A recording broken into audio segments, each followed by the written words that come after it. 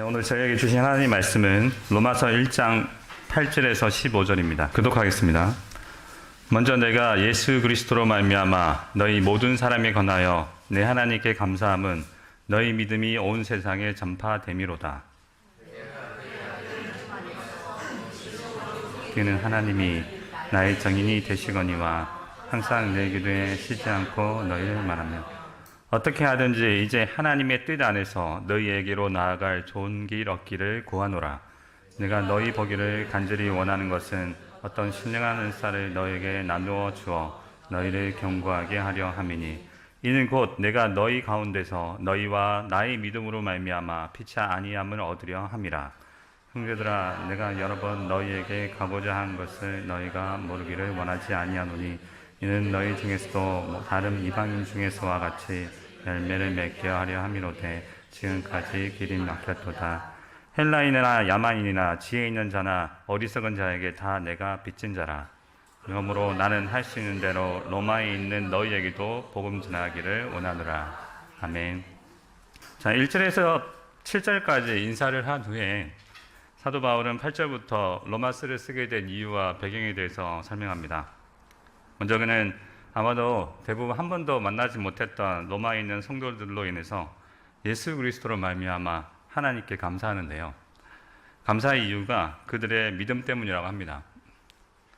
사람들의 입이나 글을 통해 로마에 있는 성도들의 믿음 이야기를 들었는데 예수 그리스도가 떠올랐고 그로 인해 하나님께 감사했다는 의미로 보입니다. 사도 바울이 로마 성도들의 믿음에 대해 들었을 때 그리스도로 말미암아 하나님께 감사했던 그 믿음은 어떤 믿음이었을까요? 당시 최고의 도시에서 물질적으로 크게 성공하고 교인의 숫자가 많아졌을까요? 질문을 바꿔서 우리가 어떤 지체를 바라볼 때 또는 그 지체의 이야기를 들었을 때 그리스도가 떠오르고 그 지체로 인해서 하나님께 감사하게 되는 믿음은 과연 어떤 믿음일까요? 성경에는 많은 믿음 얘기가 많이 나옵니다. 그죠? 그리고 11에서 11장에 믿음에 대한 정의도 나오죠. 바라는 것들을 실상에 보지 못하는 증거라고.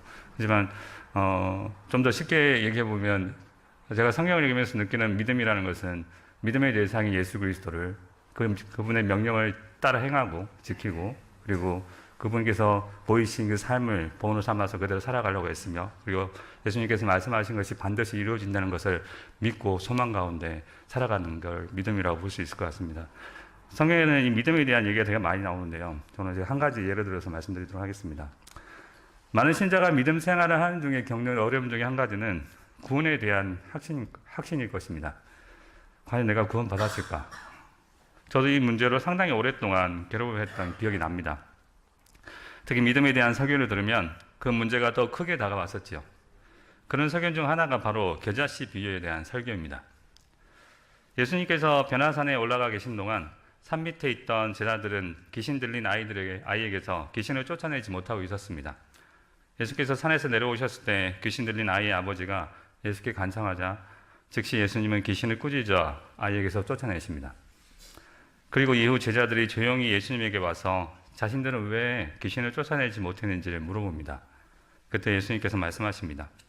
이르시되 너희 믿음이 작은 까닭이니라. 진실로 너희에게 이르노니 만일 너희에게 믿음이 겨자씨 하나만큼만 있어도 이 산을 명하여 여기서 저기로 옮겨지라 하면 옮겨질 것이요 또 너희가 못할 것이 없으리라. 어렸을 때 여러 차례 이 본문에 대한 설교를 들었고 지금은 그때 설교자들이 무슨 말씀을 했는지 정확하게 기억은 나진 않지만 한 가지 확실한 것은 제가 아무리 기도해도 산은 옮겨지지 않았다는 것입니다. 예수님은 믿음이 겨자씨 하나만큼만 있어도 못할 일이 없다고 말씀하셨는데 저는 저 산은커녕 제 몸뚱아리 하나 어떻게 하지 못해서 주체하지 못해서 괴로워했던 기억이 다반사입니다. 그래서 저는 담임 목사님처럼 일기를 쓰진 않았지만 하루가 끝나고 누워서 제 삶을 돌아보면서 넌 정말 쓸모없는 놈이야. 차라리 죽는 게 나아 라고 자책하기도 하고요. 또 이런 나 자신을 보면서 구원받지 못했다고 생각하며 지옥 가면 어떡하지 라고 고민하며 무서워할 때가 정말 많았습니다. 예수님이 겨자씨 비유를 말씀하시기 전 마가복음 6장을 보면 예수님의 제자들은 예수님으로부터 권능을 받아서 둘씩 짝을 지어 여러 동네를 다니며 회개하라는 메시지를 전파하고 귀신을 쫓아내고 병자에게 기름을 발라 낫게 하는 사역을 예수님 없이 했습니다. 그런데 갑자기 그들은 아이에게 들린 귀신을 쫓아내지 못하게 된 것이죠. 계속 해왔는데 말입니다. 그들은 예수님이 주신 권능을 잃어버린 것입니다. 그런 그들을 향해 예수님이 질책하십니다. 믿음이 없는 세대여, 내가 얼마나 너희와 함께 있으며 얼마나 너희에게 참으리요. 그리고 무엇을 하실 수 있으면 불쌍히 여겨 도와달라는 아이의 아버지를 향해 예수님 말씀하십니다. 할 수 있거든이 무슨 말이냐? 믿는 자에게는 능히 하지 못할 일이 없느니라. 예수님은 권능을 행하지 못하게 된 제자들과 또한 자기 아이가 낳을 수 있을지 의심하는 아버지를 향해 그들의 불신앙, 믿음 없음을 지칭하십니다. 물론 이 말씀이 우리가 생각하고 말만 하면 예수님께서 무엇이든지 우리에게 해주신다는 의미는 아닙니다. 그렇게 생각하시면 없으시죠?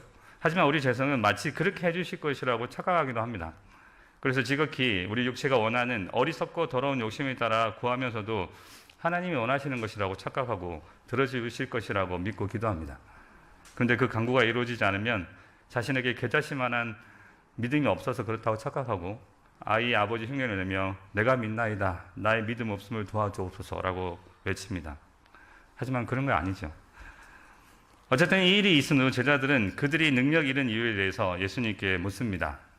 집에 들어가심에 제자들이 조용히 묻자오되 우리는 어찌하여 능히 그 귀신을 쫓아내지 못하였나이까? 이르시되 기도 외에 다른 것으로는 이런 종류가 나갈 수 없느니라 하시니라. 제자들이 처음 예수님으로부터 권능을 받아서 사역을 나갔을 때 그들은 내가 할 수 있을까라고 걱정하면서 많이 두려웠을 것입니다. 우리도 전도를 처음 나가보시면 느끼지 않습니까? 그죠? 내가 할 수 있을까? 그래서 엄청나게 그리고 간절히 기도했을 것입니다. 길을 걸어가는 내내 의심과 기도가 반복되었을 것입니다. 그런 가운데 한 번, 두 번 계속 자신들에게서 권능이 나타나는 것을 보며 감탄합니다. 예수님이 바로 옆에 함께 하시는 것처럼 느끼면서 감사합니다.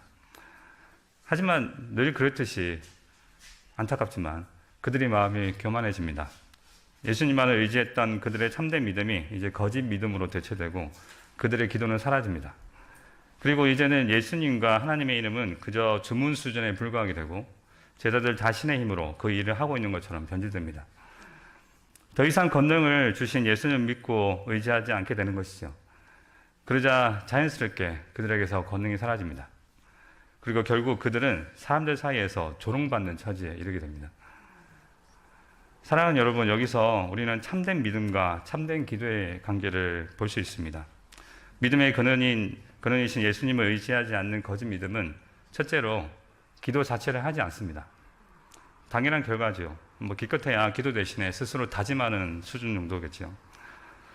그래서 이렇게 변명할 수도 있겠네요. 마가복음 9장 말씀은 예수님이 귀신을 쫓아내는 경우에만 해당되는 말씀인 것 같은데 나는 살면서 귀신을 쫓아낼 기회도 없고 굳이 그렇게 할 일도 없기 때문에 기도해야 됩니까? 어떤 사람은 기도하는데 길어야 5분, 10분 넘어가면 도저히 자기는 할 기도가 없다고 그러더라고요. 그런데 우리 삶을 보십시오. 매 순간이 영적 싸움 아닙니까? 그죠? 이를 위해서 우리가 무엇을 하라고 성경은 말씀합니까? 끝으로 너희가 주 안에서와 그 힘의 능력으로 강건하여지고 마귀의 관계를 능히 대적하기 위하여 하나님의 전신 갑주를 입으라. 우리의 씨름은 혈과 육을 상대하는 것이 아니요 통치자들과 권세자들과 이 어둠의 세상 주관자들과 하늘에 있는 악의 영들을 상대합니다. 그러므로 하나님의 전신 갑주를 취하라. 이는 악한 날에 너희가 능히 대적하고 모든 일을 행하기 위해 서기 이함이라. 그런즉 서서 진리로 너희 허리띠를 띠고 의의 호심령을 붙이고 평안의 복음이 준비한 것으로 신을 신고 모든 것 위에 믿음의 방패를 가지고 이로써 능히 악한 자의 모든 불화살을 소멸하며 구원의 투구와 성령의 검 곧 하나님의 말씀을 가지라. 모든 기도와 간구를 하되 항상 성령 안에서 기도하고 이를 위하여 깨어 구하기를 항상 힘쓰며 여러 성도들을 위하여 구하라. 참된 믿음은 반드시 마귀뿐만 아니라 우리의 재성과 세상과 영적 싸움을 벌이게 되기 때문에 이 싸움에서 이기기 위해서는 반드시 기도가 필요합니다. 둘째, 기도를 하더라도 헛된 것을 구하게 됩니다. 참된 믿음의 이끌림을 받는 사람은 자기가 하고 싶은 것을 가지고 싶은 것, 이런 거 가지고 닥치는 대로 기도하면서 기도를 하지 않습니다. 그들은 하나님께서 주신 것 안에서 주시겠다고 약속하신 것만 원하게 됩니다. 말씀과 기도를 통해 자신을 돌아보며 스스로 절제하고 주님이 주시겠다고 약속하신 것 외에는 혹시 간절히 갖고 싶은 게 있을지라도 자신을 절제하여 하나님 뜻 안에서 기도하게 됩니다. 원래 기도 자체가 우리가 원하는 것을 구하는 것이 아니라 하나님의 뜻을 알아가는 과정이 아닙니까? 그 사실을 알게 되는 것이죠. 예수님으로부터 권능을 받은 제자들은 그 권능이 원래 자기 것이 아닌 것을 알고 믿음의 근원이신 예수님만을 믿고 예수님의 말씀대로 행해야 했습니다. 그러면서 자신들이 행하는 사역이 무엇을 의미하는지를 알아야 했습니다. 즉 메시아가 오셨고 하나님 나라가 임한다는 것을 알아야 했던 것이죠. 그러지 않았기 때문에 그 사단이 생긴 것입니다. 계절식 이유도 마찬가지입니다. 참된 믿음과 참된 기도의 관계를 보여주고 있는 것이죠. 참된 믿음 안에서 드리는 기도는 반드시 응답한다는 것입니다. 그리고 기도가 없는 믿음은 참된 믿음인지 의심해 봐야 되는 것입니다. 처음 질문으로 돌아가서 사도 바울이 로마 성도들의 믿음에 대해서 들었을 때 그리스도로 말미암아 하나님께 감사했던 그 믿음은 무엇이었을까요? 그것은 구원의 능력을 주신 분, 그리스도를 믿고 성령 안에서 임한 하나님 나라를 누리며 겸손히 기도하고 배우기를 힘쓰며 서로 사랑하는 믿음이었을 것입니다. 보다 구체적으로 로마의 성도들이 보인 믿음을 추측해 본다면 오순절 성령의 역사로 인해 생겨난 예루살렘 교회에 나타난 믿음과 그 열매를 보면 되겠습니다. 누가는 이렇게 기록합니다. 그들이 사도의 가르침을 받아 서로 교제하고 떡을 떼며 오로지 기도하기를 힘쓰니라. 사람마다 두려워하는데 사도들로 말미암아 기사와 표적이 많이 나타나니 믿는 사람들이 다 함께 있어 모든 물건을 서로 통용하고 또 재산과 소유를 팔아 각 사람의 필요를 따라 나눠주며 날마다 마음을 같이하여 성전에 모이기를 힘쓰고 집에서 떡을 떼며 기쁨과 순전한 마음으로 음식을 먹고 하나님을 찬미하며 또 온 백성에게 칭송을 받으니 주께서 구원받는 사람을 날마다 더하게 하시니라. 예루살렘 교회에 비해 로마의 성도들에게 나타난 믿음의 열매와 규모에 있어서는 달랐겠지만 그 양상은 비슷했을 것입니다. 왜냐하면 로마에 역사했던 성령님은 똑같이 예루살렘에 역사했던 성령님과 같은 성령님이시기 때문입니다. 그리고 그런 소식을 들었을 때 이게 제일 중요한데요. 사도 바울은 다른 누구도 아닌 예수 그리스도로 말미암아 하나님께 감사했다는 것입니다. 놀랍죠. 우리는 쉽게 핵심을 놓치고 사람과 그 열매에 집중하기 쉬운데 사도 바울은 그러지 않았습니다. 그는 신자의 믿음과 예수 그리스도의 관계를 정확히 알고 있습니다. 우리 주님의 성령하심과 구원하심으로 말미암아 하나님이 신자에게 주신 선물이 바로 믿음이라는 것을 말입니다. 그 믿음으로 성령 충만을 받아 의의 열매를 맺어 하나님의 이름이 찬송을 받고 있다는 소식을 들었을 때 믿음의 근원이신 예수 그리스도를 생각하며 하나님께 감사한다는 것은 당연한 것일 것입니다.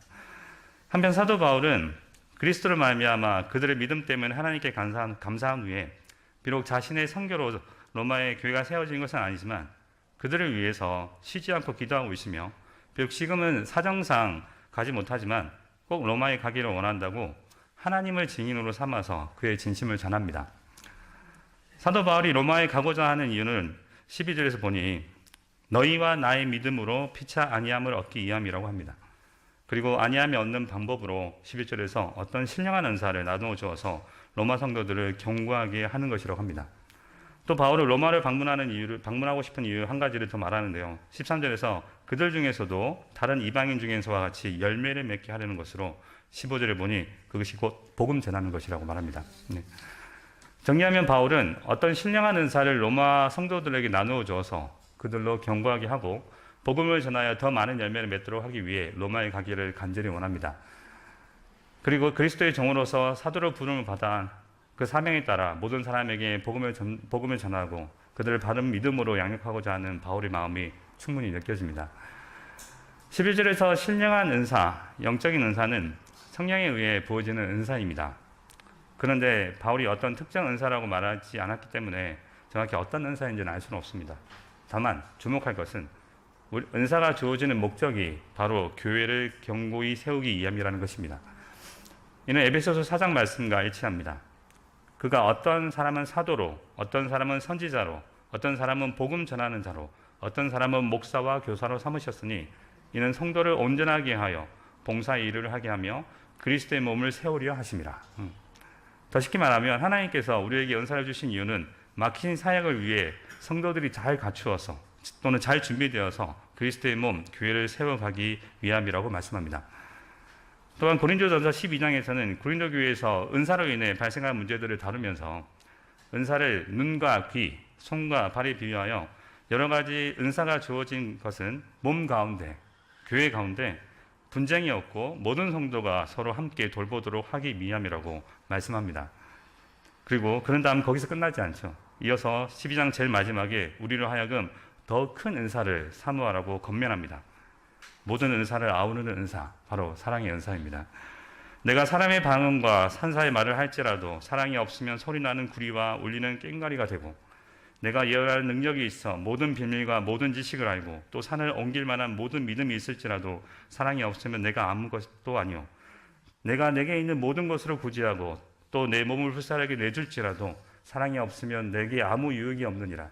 사랑은 오래 참고, 사랑은 온유하며 시기하지 아니하며, 사랑은 자랑하지 아니하며 교만하지 아니하며 무례히 행하지 아니하며 자기의 유익을 구하지 아니하며 성내지 아니하며 악한 것을 생각하지 아니하며 불의를 기뻐하지 아니하며 진리와 함께 기뻐하고 모든 것을 참으며 모든 것을 믿으며 모든 것을 바라며 모든 것을 견디느니라. 사랑은 언제까지나 떨어지지 아니하되 예언도 피하고 방언도 그치고 지식도 피하리라. 그런즉 믿음, 소망, 사랑, 이 세 가지는 항상 있을 것인데 그 중에 제일은 사랑이라. 이 사랑으로 모든 은사가 어우러져서 교회가 든든히 세워져 갈 때 믿음의 눈으로 서로를 바라보면 얼마나 감격스럽고 위로가 되겠습니까? 또한 사도 바울의 복음 전파를 통해 로마에 있는 교회에 더 많은 성도들이 더해진다면 이 또한 얼마나 큰 위로가 되겠습니까? 우리도 교회 안에서 주를 믿는 성도들이 더해지고 서로가 재능과 은사에 따라 교회를 섬기며 서로를 섬기며 교회를 세워나갈 때, 그러면서 그 가운데 그리스도의 장성한 분량으로 성장해가는, 자라가는 모습을 볼 때 얼마나 큰 위로가 되고 얼마나 큰 힘이 되겠습니까? 또한 우리가 성장한 모습 덕분에 다른 지체들에게 위로가 되었다는 말을 들을 때 우리 또한 얼마나 큰 위로가 되겠습니까? 비록 세상에 속해 살아가며 우리를 얽어매는 죄성과 세상의 온갖 불의와 하나님을 대적하는 온갖 더러운 우상들, 피조물의 생각으로는 완전히 이해할 수 없는 많은 수많은 안타까운 일들을 보며 애통할 때도 있지만, 믿음으로 하나님의 보좌 우편에 계신 왕되신 그리스도를 바라보고 성장해가는 지체들을 지켜볼 때 우리는 지금 성령 안에서 누리는 하나님 나라가 실제라는 것을, 지금 현실에서 누리고 살아가고 있다는 것을 알고 감사하게 됩니다. 그리고 우리 안에서 착한 일을 시작하신 하나님께서 그리스도 예수의 날까지 그 일을 온전히, 완전히, 확실히 이루실 것을 믿기에 우리는 참된 평강을 누릴 수 있게 됩니다. 그러니 사랑하는 여러분, 믿음의 눈으로 여러분들 곁에 계신 지체들에게 감사하시기 바랍니다. 그들은 우리 주님의 보혈로 값주고 사신 천하보다 귀한 영혼이며 우리에게 위로를 주기 위해 하나님께서 보내주신 지체라는 것을 믿으시기 바랍니다. 또한 반대로 자신이 부족한 것을 아시고 옆에 있는 지체들에게 위로가 되기 위해서 겸손히 자신을 돌아보시기 바랍니다. 네, 물론 지체가 부족해서 우리에게 상처나 피해를 줄 때도 있습니다. 하지만 사도 베드로가 말씀합니다. 무엇보다도 뜨겁게 서로 사랑할지니 사랑은 허다한 죄를 덮느니라. 서로 대접하기를 원망 없이 하고 각각 은사를 받은 대로 하나님의 여러 가지 은혜를 받은 선한 청지기 같이 서로 봉사하라. 만일 누가 말하려면 하나님의 말씀을 하는 것 같이 하고 누가 봉사하려면 하나님이 공급하시는 힘으로 하는 것 같이 하라. 이는 범사에 예수 그리스도로 말미암아 하나님의 영광을 받으시게 하려 함이니 그에게 영광과 권능이 세세에 무궁하도록 있을지로다. 아멘. 여기서 사도 베드로도 앞에서 사도 바울이 했던 말씀과 동일한 말씀을 합니다. 예수 그리스도로 말미암아. 앞에서 우리가 성도의 믿음을 보고 하나님께 감사할 수 있는 것은 예수 그리스도로 말미암아 하나님과 원수되었던 우리가 구원을 받아 하나님의 자녀가 되어 성령 충만함으로 의의 열매를 맺게 되었기 때문입니다. 마찬가지로 우리가 그리스도의 몸 교회 안에서 한 지체로서 각각 받은 은사대로 서로 봉사하고 대접하며 뜨겁게 사랑하여 서로의 제 부족함을 덮고 하나님께 영광을 올려드릴 수 있는 것은 오직 우리 주 예수 그리스도로 말미암기 때문입니다. 그러므로 사랑하는 여러분, 독생하신 성자 하나님이시지만 그 부끄러운 십자가를 참으시고 지금은 부활하셔서 하나님 보좌 우편에 앉으셔서 능력과 권세로 온 우주를 다스리시는 믿음의 주여 온전케 하시는 우리 주 예수 그리스도를 바라보시기 바랍니다. 그리고 기도하십시오. 우리가 그리스도 안에서 견고히 세워져 가기 위해서는 반드시 기도해야 합니다. 기도 없이 우리는 이 세상에는커녕 우리 자신도 이길 수 없습니다. 우리 자신을 이길 수 없는데 어떻게 지체를 우리 자신보다 더 사랑할 수 있겠습니까? 그렇게 기도하는 가운데 믿음이 약해지지 않고 그리스도 안에서 서로의 믿음을 보고 위로받고 또한 그리스도로 말미암아 우리 주님 오실 때까지 우리를 능히 그리고 계속 견고히 하신 하나님께 영광과 감사의 찬송을 올려드리시기를 우리 주 예수 그리스도 이름으로 축원드립니다. 아멘. 하나님 아버지 감사합니다. 토요일 아침 로마서 말씀을 통해 우리의 믿음의 근원이시여 믿음해 주시며 우리를 온전케 하시는 예수 그리스도를 바라보게 하시니 감사드립니다. 찬송 받으시기에 합당하신 하나님 아버지, 우리가 가진 믿음과 그 믿음으로 맺는 열매가 오직 그리스도로 말미암다는 사실을 항상 믿고 그리스도만을 의지하여 기도하며 맡기신 일을 온전히 이루고 지체를 뜨겁게 사랑함으로 교회를 든든히 세워 다른 성도들이 우리 믿음을 통해 그리스도로 말미암아 하나님께 감사하게 하여 주옵소서. 감사드리며 살아계신 우리 주 예수 그리스도 이름으로 기도드립니다. 아멘.